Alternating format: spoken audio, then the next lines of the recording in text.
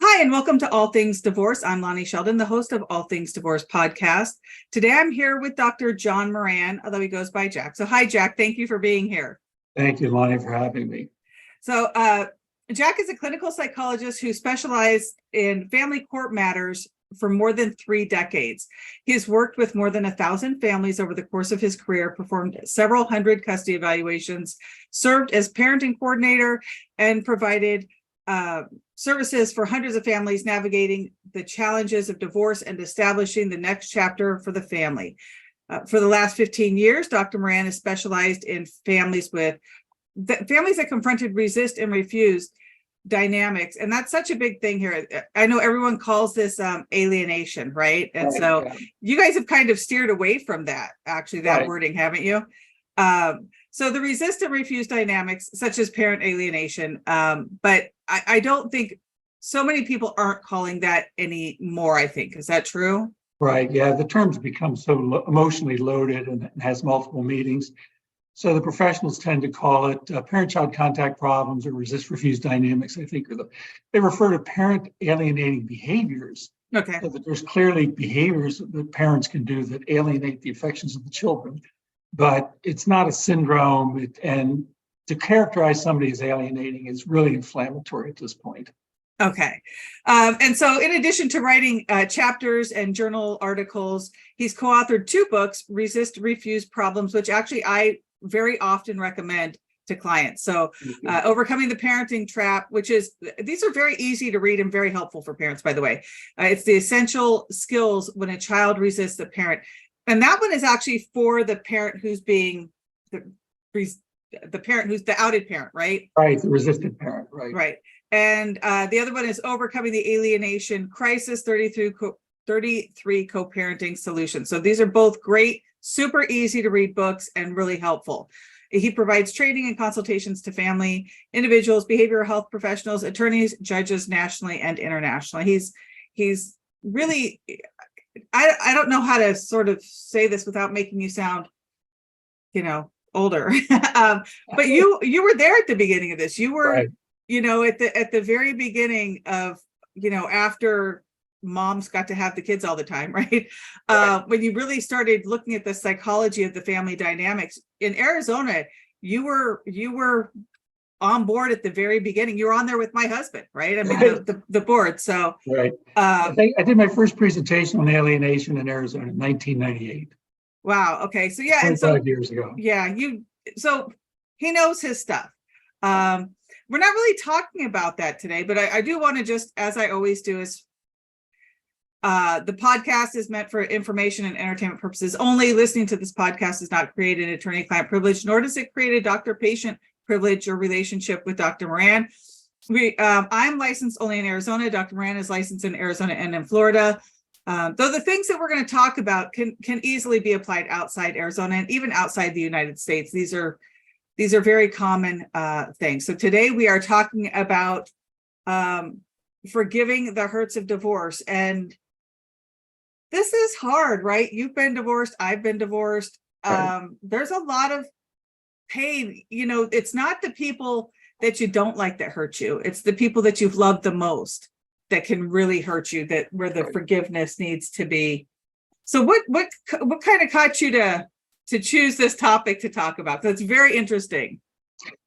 Well, I've been working with, let's just for convenience sake call them alienation dynamics, and understanding that alienation is not one-sided, that usually both parents are contributing, that oftentimes it involves domestic violence. And I don't want to shortchange any of that. That's sort of a topic for another time. But to answer your question, I've been working on this problem since 1998 and just find it so very difficult to get the families to change. So I keep looking and looking and looking, and what would be helpful to these families. And what became apparent over time was that the bitter feeling and the deep emotional grudges that people have that are so difficult led me to look at the forgiveness literature. And forgiveness, until the mid-1990s, was considered by behavioral health people, I think, primarily in the domain of religion. And of course, each of the world's major religions has important teachings about forgiveness. But beginning in the 1990s, psychologists, there were three in particular, who began to scientifically study forgiveness and how do you promote forgiveness. In the last 25 years, they've developed a really impressive body of literature about what forgiveness is and what intervention seems to help promote forgiveness for people who have been emotionally hurt. So that's how I got into this topic. Well, and that's really great. Are you going to be able to, do you have any books that maybe I can link afterwards for people learning to forgive? Have you written anything yet? Yeah, I can send you a couple links. I mean, there's actually a fellow by the name of Everett Worthington at Virginia Commonwealth University who has do-it-yourself workbooks on his website. Oh, okay. Those are quite good. Yeah.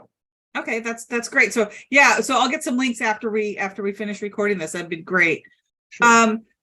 So I mean, look, I've been divorced and I'm a super forgiving person. Like I have friends of mine get frustrated with me because I am super forgiving. I just don't have an issue with it. Maybe it's because of my religion. Maybe it's because, look, if I want to be forgiven, I have to forgive, right? I can't do that. But some people really hold grudges, and is that the same thing as unforgiveness?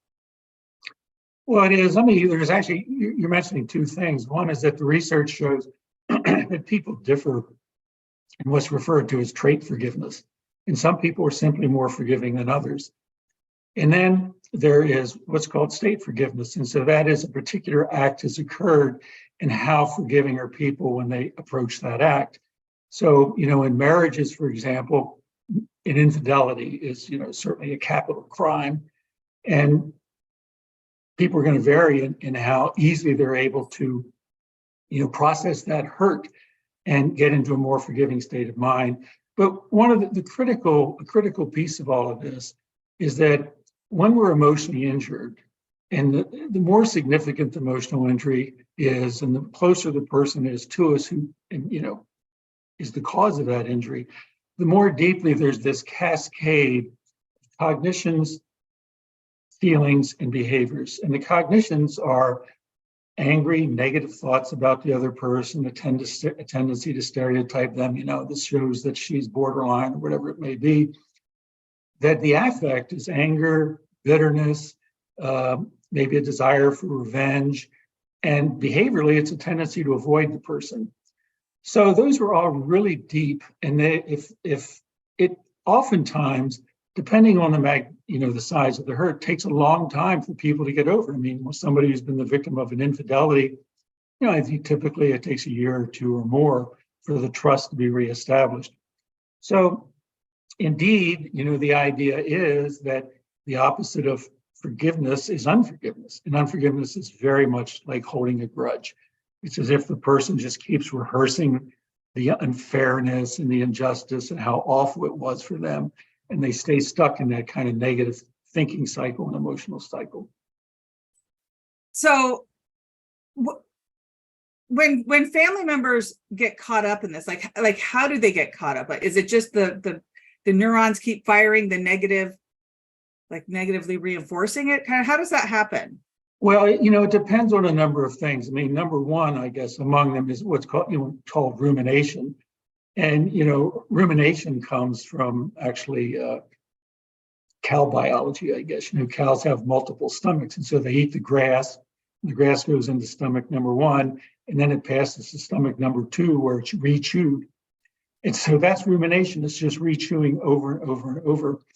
And so, when we do that, when we rehearse or recall negative events, it calls up the negative affect with it.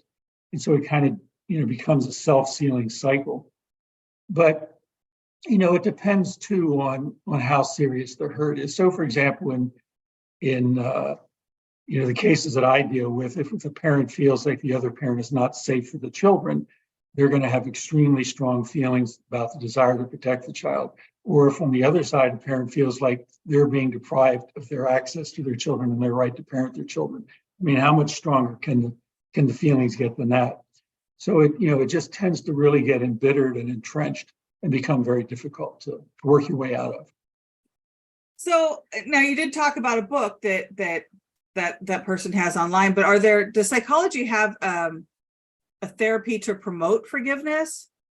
It does. So these folks have, interestingly, this shows you, how things work in psychology, but there's 3 psychologists who are all university-based who are studying forgiveness. And so this is really a good situation because they're university-based. So they have a clinic on the campus. They then set up their forgiveness groups. They develop a manual for the group, and then they can start running these groups and then, having wait list control conditions and everything else. And so they can get some good scientific data behind it. And so there's 3 major approaches, one by a fellow by the name of Robert Enright. He's sort of the first pioneer in the field. And then this other fellow that I mentioned, Everett Worthington, he's the second biggest figure in the field. And that Enright's written books, 5 Steps to Forgiveness or How to Forgive. And Worthington has, his website with free materials on the website. So there is a therapy. And I mean, I can, if you'd like me to, I can quickly run through some of the steps in the therapy.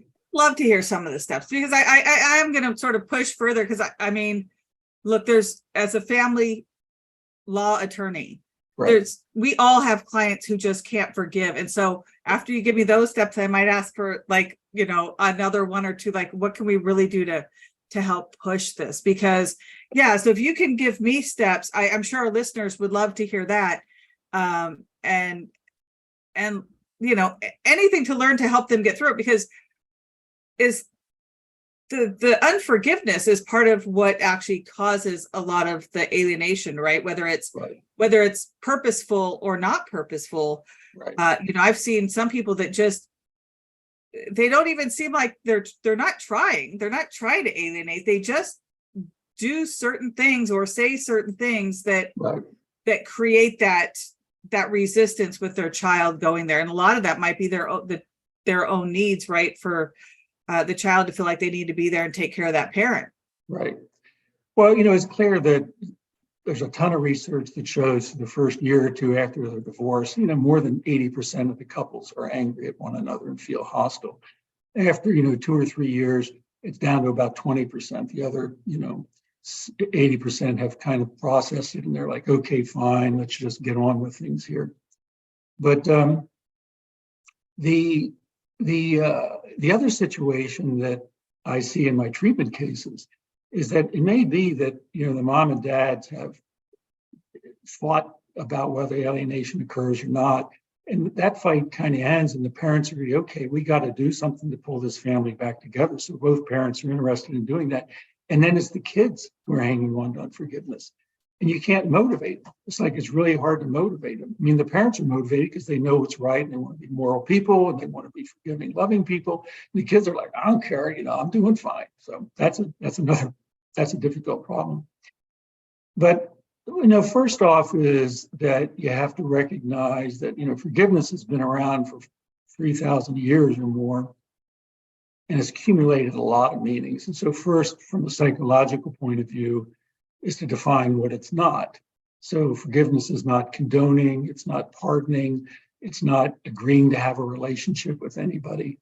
It's really a personal process. And technically speaking, forgiveness is an individual's process in which they are tired of the kind of anger and emotional turmoil that they have towards this person that hurt them. And so then forgiveness has 2 components. And one component is making the decision to forgive the other person. And that's basically saying, okay, I'm going to renounce all the negative thoughts that I have about this person. When I see myself thinking about what, how terrible they are, this awful thing that they've done, I'm going to interrupt that thought and get to a more, neutral place, maybe even a compassionate place. So the first part is making a decision to forgive. And if you stop that emotional cycling, that the person then, the emotions kind of move from the negative end of the spectrum into neutral. The second part of forgiveness is emotional forgiving. And that's where in order to do that, the steps are to try and understand what led this person to do this. I mean, how are they, where did this behavior problem come from that would lead them to make such a bad judgment? And so it's getting into a place where all the anger and resentment is replaced with more positive emotions. So that could be sympathy, compassion, um, you know, wishing well for them that, okay, I'm not going to have a relationship with you, or I wish that you would have some experience. You'd meet somebody that would teach you about how bad your temper really is, or how your inability to be emotionally attuned to people is really just hurting you and making your life shallow. So, so again, then forgiveness has two parts. One is making the emotional decision, the cognitive decision to let go of the anger. And the second part is the emotional forgiveness, and that's making the decision to somehow get yourself to think about this person in a more benevolent way. It's pretty easy to decide. And I think attorneys can help their clients and say, you ought to decide to not exercise these angry thoughts because, they're just upsetting you. They're not doing anything to the other person. But convincing somebody that they ought to have empathy for the person that hurt them so much or is scaring them so much, that's a bigger hill to climb. I mean, I think that's a hill to climb in all relationships, not just divorce. I mean, right. Gosh, marriage is, daily of that, right? Just go, all right, well, he's doing that because of this, or she's doing that because of that. And so, I mean, forgiveness is used everywhere, right. and it's necessary everywhere. Right. But what are some tips? So you said that understanding that it's emotional, you got to get through the emotional and the cognitive and those are both necessary. Yeah. Are there any like tricks that you could, and I know tricks maybe not the right word, but something, just a little something that you could kind of tell us that helps push that. So is that empathy? Is that what you're talking about with that? Well, it is empathy. I mean, I think that within the individual who's been hurt, first is to say, my top priority is to feel at peace. And this is really getting in the way of my feeling at peace. And so if this is going to help me to get back to a feeling of peacefulness, then I'll try that. And so then it's to practice, self-interruption or emotional regulation skills. And it's to say, when I'm upset, I need to interrupt that and do my meditation or my prayer or my exercise or my timeout, whatever it is that pulls me out of that cycle, that sort of stampede that happens in the brain and puts me back into a peaceful place, makes me feel connected with nature, makes me feel appreciation for life's beauties and little pleasures. That on the emotional side, it's, recognizing the tendency to avoid people. It may be making a decision to stop avoiding people. So for couples, let's say they're having a tough divorce, it may be that they refuse to look at each other at extracurricular events and say, I'm not going to do that anymore. I'm going to walk up to this person and say, hey, good game, huh? And then it's to, a lot of times it's, there's exercises, for example, of think about the person who offended you when they were 5 years old. Imagine them when they were 5 years old and how they were sweet and innocent and loving. And what happened to them between the ages of 5 and 35 that resulted in them, turning out to be this person who's not loving the way that you would hope that they would be. And so to try and understand what motivated them and, broadening it out instead of saying this is a deficient person, getting a bigger picture of the whole thing. Some of the other things is to, as you said, we all need forgiveness. That we all, in our relationships, we offend other people offend us. We all make mistakes that we regret. And so you say, okay, let's remember a time that I needed forgiveness and it was granted to me and how grateful I was for that. Well, my partner needs forgiveness. And am I just withholding that because I like that he's, turning on a nail? Or, so is there a little bit of revenge motivation going on here? Am I still holding on to some of the anger and not minding that he's suffering with this relationship with the kids? And so, appreciating times that we've needed forgiveness, appreciating that all of us are capable of very bad behavior, that under the right circumstances, any of us will do something that's regrettable. So, this was some circumstances for this person. So then, you can also make, this is really hard for some people, but try and make a gratitude list of the things that this other person has done that you're like, okay, they're not totally bad. They're a human being. They're a mix of. And you wouldn't have the kids without them, right? I mean, that's always what I say. I mean, I'm always thankful for my exes because I've got these kids that I love more than anything. And I wouldn't have those kids but for my ex. Right. So I think that's one. Look, if you can't find anything to be grateful for, at least there's that one, right? Right. Yeah. One of the things that happens typically, and sort of like the reason that I started ProperCom was because sometimes somebody continues to be mean. So how do you forgive someone when they continue to be mean to you? And I know we didn't talk about this one, so it's kind of a pop quiz.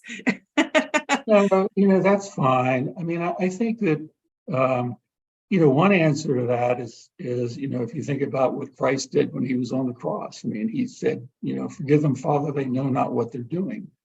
And most of the time that's relevant to these situations. But, when somebody, continues to be mean, you do two things. Number one is you don't let yourself get re-victimized.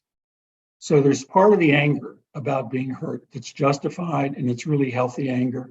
And it's a way of drawing your boundaries and saying, okay, I'm going to be strong. I'm not going to let this person hurt me. So, it's using, I think, that strength to not get pulled back into the meanness, but rather to find a way of kind of rising above it and keep you, taking the high road kind of a thing. But it's, what can you say if you're in a relationship, with a parent who continues to be mean, and your life is going to be peppered with all of this ugliness and vindictiveness and everything? It's like, what can you say except for that's a tough road. Boy, that's a big challenge. But the person has to, I guess they have to dig deep and just say, I want to be compassionate. I just don't want to be vengeful. I don't want to get pulled into their world. And that's really where I found it was, I didn't want to get pulled into the chaos of the anger in my divorce. Now, there are triggers also, right? So sometimes people might get re-angered. And I always tell my clients, look, as soon as you see a new girlfriend or boyfriend, you're going to want to throw up in your mouth a little bit. When you hear of somebody, your ex getting pregnant, or your ex getting somebody pregnant, or getting remarried, or a new baby's born, or going on a fancy vacation, there's things that are very frustrating for people. And how do you, if they've sort of gotten through the anger, but weirdly these feelings are coming up when they thought that they were done. Yeah. What did they do with that? Well, first off, I think they have to adjust their understandings of even what forgiveness is. And those forgiveness doesn't mean the bad feelings go away. It means more that they're really, I guess, kind of insulated, or they're contained in a way. But absolutely, divorce, for years and years and years, the hurts of divorce keep coming because of the stresses and the challenges. All those things that you just cited, I think, are good examples of how that feeling of being hurt it's another hurt. It's a small hurt. It's not as big a hurt, but it's a small hurt. And that the person just has to keep absorbing that, feeling it, being honest with themselves about it, not minimizing it, and then I think really going into self-care. So the other side of the coin is for people to imagine themselves as a 5-year-old, and that these are hurts that are felt in a very fundamental way, the way children do, because the bond that you had to that person is as total a commitment, a giving of the self as you can. And so the hurt really goes down to the core. And so sometimes a good solution is just to say, I just have to take a few minutes and go inside and comfort myself as if I'm comforting a 5-year-old child. So, a lot of that self-soothing behavior. I love that. I love the self-care part of it, because I think that's so helpful. Yeah. If you start recognizing something that's bad as, okay, well, I'm going to get to have this self-care now, your own little pity party, right? And whether that's take a bubble bath, meditate, go get a massage. I happen to like retail therapy.